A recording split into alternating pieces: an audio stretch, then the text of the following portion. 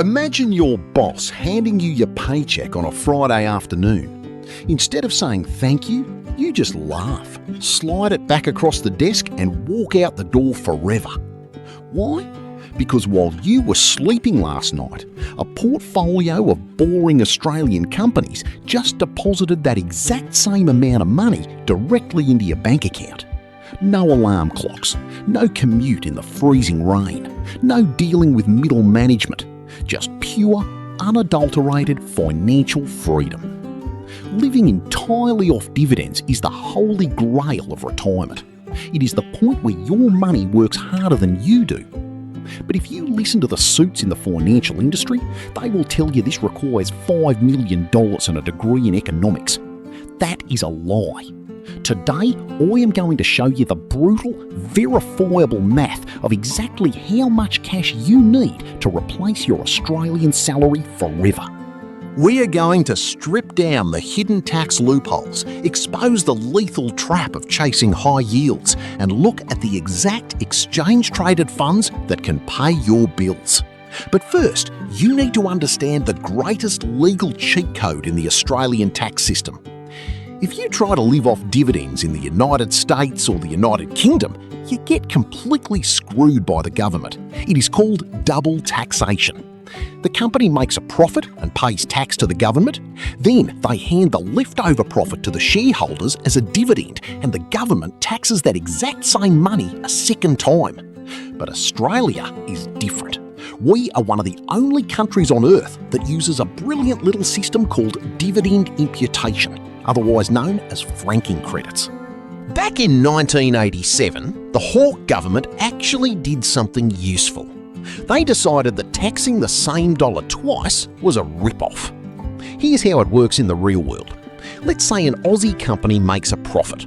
They pay their 30% corporate tax rate to the ATO. When they hand the remaining cash to you as a fully franked dividend, the government attaches a franking credit to it. It is essentially a receipt that says, hey, the tax on this money has already been paid. When you do your personal tax return, the ATO looks at your dividend income, sees the franking credit, and gives you a massive tax discount. Why does this matter? Because it completely changes the math of your retirement. If you look at the top 200 companies in Australia, the ASX 200, the average dividend yield is sitting around 4%. But once you add the power of those franking credits, your actual grossed up yield jumps to about 5.5%. That extra 1.5% might not sound like much, but over a 20-year retirement, it is the difference between eating steak or eating baked beans. But here is where it gets interesting. Knowing the yield is useless unless you know exactly how much your life costs. Let's run the actual numbers. How much do you realistically need to live a comfortable life in Australia without working? According to the Association of Superannuation Funds of Australia, the industry gold standard, a comfortable retirement for a single person in 2026 costs around $54,000 a year. If you're a couple, you need about $77,000 a year. This assumes you own your home outright and you aren't paying a landlord. It covers your private health insurance, running a decent car, domestic holidays, and going out for dinner without sweating over the bill. So what is the magic portfolio number? We take that target income and we divide it by our grossed up dividend yield of 5.5%. If you want $50,000 a year in passive income, you need roughly $910,000 invested. If you want $75,000 a year, you need about $1.36 million. And if you want a six-figure income of $100,000 a year, you need an investment portfolio of $1.82 million. Now, half of you watching this just had a minor heart attack. $900,000 sounds like a mountain you can never climb. But do not click away just yet, because I am going to show you exactly how everyday Aussies build that mountain from scratch. But before you start throwing your cash at the stock market, you have to avoid the most dangerous trap in investing. There is always a bloke at a Sunday barbecue who loves to brag. He will hold a beer in one hand and tell you he just found a mining stock or a retail company paying a massive 12% dividend yield. He thinks he's a genius. He's actually a fool, and he's about to lose his shirt. Chasing the highest yield is the single biggest mistake new investors make. In the stock market, a 12% dividend yield is almost never a sign of a generous company. It is a giant, flashing red warning siren. It is what the professionals call a value trap. Usually, a yield spikes that high because the company is in massive trouble and their share price has just collapsed. Or they are about to slash their dividend payout next month to avoid going bankrupt. If you want to replace your salary forever, you do not want excitement. You want boredom. The companies that pay sustainable, reliable dividends decade after decade are the boring ones. The big four banks, Wesfarmers, BHP, the major insurers.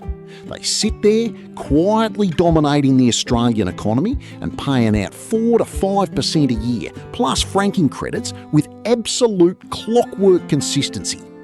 But picking individual stocks is exhausting. If a CEO makes a stupid decision, your retirement income takes a hit. That is why smart retirees use a completely different vehicle. You do not need to be a stock-picking guru. You just need to buy the whole haystack. Exchange-traded funds, or ETFs, are the ultimate tool for the lazy dividend investor. Instead of buying shares in one bank, you buy one share of an ETF and it automatically splits your money across the top 200 or 300 companies in Australia. A fund like the Vanguard Australian Shares Index, VAS, gives you instant diversification. It currently yields around 3.5% to 4%, plus your franking credits. If you want to be slightly more aggressive on income, there are specialised high-yield funds. The Vanguard Australian Shares High Yield ETF, VHY, targets companies with the biggest payouts, giving you closer to 5 or 6% before franking credits. You literally buy the ETF, go back to sleep, and the fund managers do all the heavy lifting. But hold on a second. There is a cash flow problem you need to know about. Unlike your boss, who pays you every fortnight, Australian ETFs usually pay their distributions quarterly in January, April, July and October. Individual Australian shares usually only pay twice a year. If you're trying to pay weekly grocery bills with money that only arrives 4 times a year, you have to be a master of budgeting. This is why smart retirees build a dividend calendar or keep a heavy cash buffer in an offset account, smoothing out the bumps so they aren't eating 2-minute noodles while waiting for October to roll around. Now, pay close attention to this next part because it is where the magic truly happens. We have to talk about the tax man. Even with franking credits, if you earn a massive income, you still have to pay marginal tax. But the system gives a massive advantage to Aussies living on a modest dividend income. Right now, the tax-free threshold in Australia is $18,200. If your only income is $30,000 a year of fully franked dividends, the franking credits attached to those payments will almost completely wipe out your tax bill. You effectively pay zero net tax to the government. You keep every single cent. If you are a couple and you split your portfolio evenly between 2 names, you get 2 tax-free thresholds. You can earn an incredibly comfortable, completely tax-free living just by structuring your ownership correctly. So how do you actually reach that $900,000 mark if you were sitting on zero today? You use the Dividend Reinvestment Plan, or DRP. When you're in your accumulating years, your 30s, 40s or 50s, you do not take the dividend payments in cash. You check a box with your broker that tells the company to automatically use your dividends to buy more shares. This creates a brutal, unstoppable snowball. Your shares pay dividends, those dividends buy more shares. Those new shares pay more dividends. Let me give you the raw math. If you start from zero and you invest $1,500 a month into an Aussie ETF returning an average of 8% a year, it will take you about 19 years to cross the $900,000 mark. If you can squeeze your budget and invest $2,000 a month, You hit financial freedom in just 17 years. You start in your late 30s and you are entirely financially free before you hit 55. You never have to ask Centrelink for a single favour. Replacing your salary with dividends is not a get-rich-quick scheme. It is a get-rich-slowly, guaranteed mathematical certainty. It requires you to ignore the noise, avoid the flashy 12% traps, and violently protect your capital.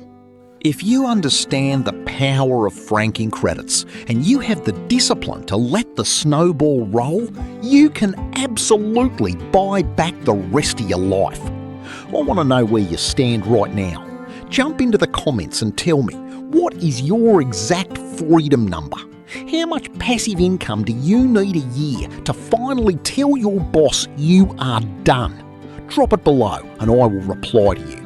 And if you want to support this community, hit the subscribe button and click join to become a member. I'm the Retired Aussie and I'll see you in the next one.